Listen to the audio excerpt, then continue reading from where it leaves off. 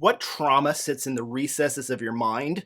What are the darkest thoughts that you've had? Those that are not actionable, but disturb you because you've now thought of them. Solaris by Stanisaw Lem is a science fiction masterpiece by legendary science fiction author Stanisaw Lem, originally written in Polish by the Polish author. The space opera, horror novel, romance, philosophical science fiction, ghost story was published in 1961 and translated to English in 1970. The 1970 English version was translated from a French translation of the original. I've read both the French to English translation as well as a more recent Polish to English translation. While I find both to be very enjoyable with a lot of heart, I most recommend picking up the direct Polish to English translation, as it's just obviously going to be more accurate and true to the source material. I can recommend Solaris as a near must-read for science fiction enthusiasts. If you know me, you know I don't dare say anything as a must-read, but this is the most popular work by one of science fiction's greatest artists. I'll also recommend it as only step one in your Stanisaw Lem journey, as he's a very versatile author with some really fascinating work.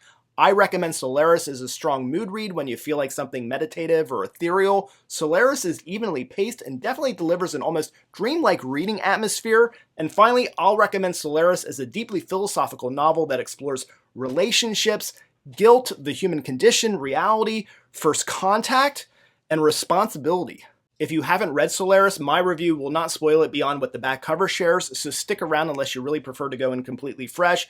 Please also subscribe to this channel and click the like button in order to promote the reach of my channel and my book reviews. The planet Solaris is the setting, and researchers from Earth have been studying the planet for decades. Solaris is light years from Earth. It has 2 suns, one red, one blue, and it's home to a massive, let's call it a gelatinous ocean. Main character Chris Kelvin arrives on Solaris at the beginning of the novel. Kelvin is a psychiatrist about to rendezvous with the 3 scientists already on the station, Snout, or Snow depending on the translation that you're reading, Gabarian, and Sertorius. The vibe is immediately resonant as Kelvin sets foot on the observation station that hovers just a few hundred feet above Solaris' enormous living ocean. The station feels empty, there's no welcoming party, things are covered in dust, there's oil marks on the floor, open and empty cabinets, and an eerie sense that things are just a bit off. Just a bit off is an understatement considering that there are ghosts all over the place. Well, maybe not all over the place, but the astro-bioscientists have some unreal guess. Ghost only sort of captures it. These aren't really ghosts so much as they are sort of ghosts or physical manifestations of people from the scientists' past. These phi creatures, as Snow calls them, are real enough. They have substance and strength, though no awareness of the past experiences of the individual that they embody. The ocean of Solaris is a vast sentient organism akin to one gigantic brain. Prior to Kelvin's arrival, the scientists, in an effort to make a breakthrough in understanding it, blast the thing with radiation. The being telepathically explores the recesses of the minds of the humans on the station and creates in human form significant persons who may represent some form of unfinished business or unreconciled guilt. In the case of Chris Kelvin, his assigned vision copy ghost is his deceased wife, Harry, or Rhea, again depending on translation. Chris's relationship with Rhea ended in extreme tragedy, and the guilt that he carries around relative to said tragedy makes the physical representation of Rhea especially complicated. His understanding that she's not the real Rhea is in conflict with the emotional hold, opportunity, confusion that the manifestation presents. The scientists are here to study the ocean, analyze its behavior, and find any means with which to communicate with the sentients, while Lem dazzles with some great exploration of a truly alien being completely foreign to any sense of human understanding. The research clearly takes a backseat to the uninvited visitors. In Kelvin's case, he's of course taken aback by the strange behavior of the other scientists, and one of the other manifested beings that he crosses paths with, but most especially by Rhea. So much for closing off the trauma of that time in his life. Somehow he approaches the mystery fairly logical and even-keeled. He tests himself to see if he's hallucinating. How exactly do you do that? Lem's got some good ideas on the matter. Deciding that he's not hallucinating, Kelvin methodically works the problem and runs some tests. It would be unnecessarily spoilery to tell you how he initially responds to Rhea,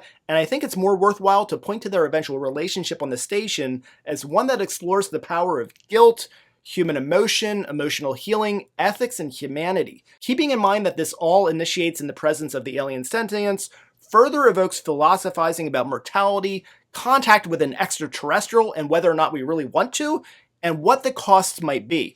Also, if we accept that this living ocean, this organism, is sentient, does that mean that it thinks or reasons?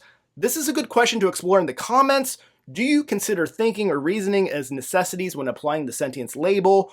Also, does the threshold for what is considered thinking start with our definition, our earthly human definition, of what we consider thinking to be? You see what this book does to me? Don't go in expecting to get to know Snow, Sartorius, and especially Gabarian. What happened to that guy?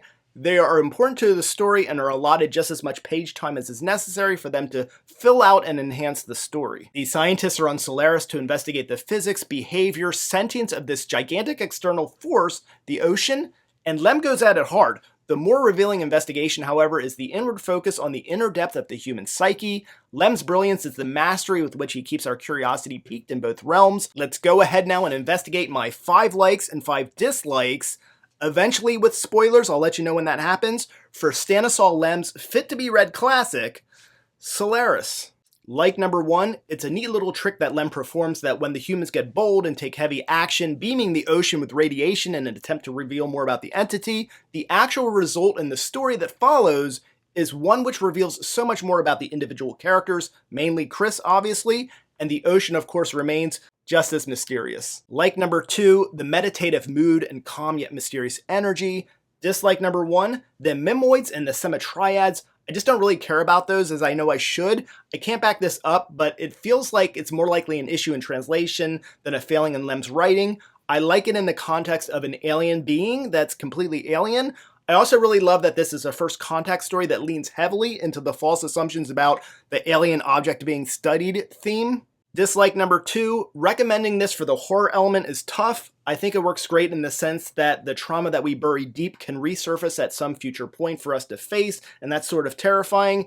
Because I don't expect everybody to get that same feeling from the book, I hesitate to recommend it to satisfy somebody's thirst for a spooky sci-fi thrill. Dislike number 3, I don't feel empathy or compassion for Rhea or Chris as much as I think I'm expected to.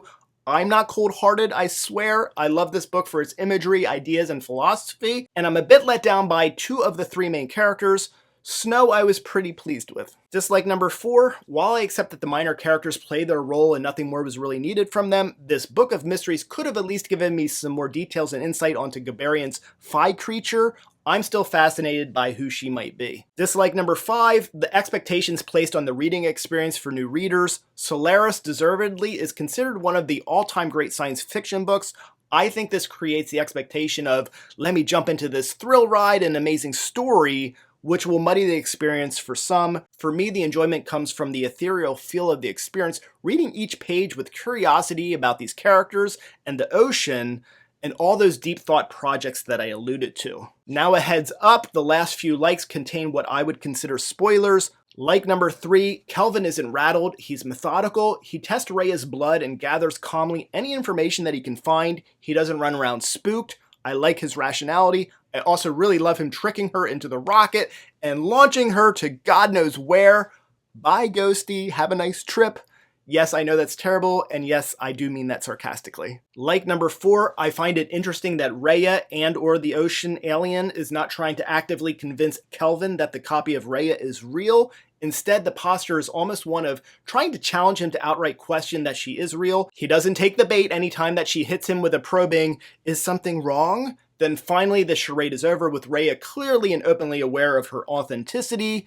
Fantastic. Like number 5, as I've already mentioned, Solaris is a greatly philosophical experience. It doesn't just raise questions about science, humanity, first contact, etc. It really gives me pause to sit with these ideas and think about what our existence in the universe really means, how and why we explore, and what baggage do we bring to the table. Thank you for watching. I'm Michael Everts, and this is Fit to be Read. You left me years before. Gonna look me in the eye. Were always my angel. Your death made me cry. You left by a needle from a whole nother world. And now I've been given these new second chances, but you're a dream from the ocean. What the hell are you doing here?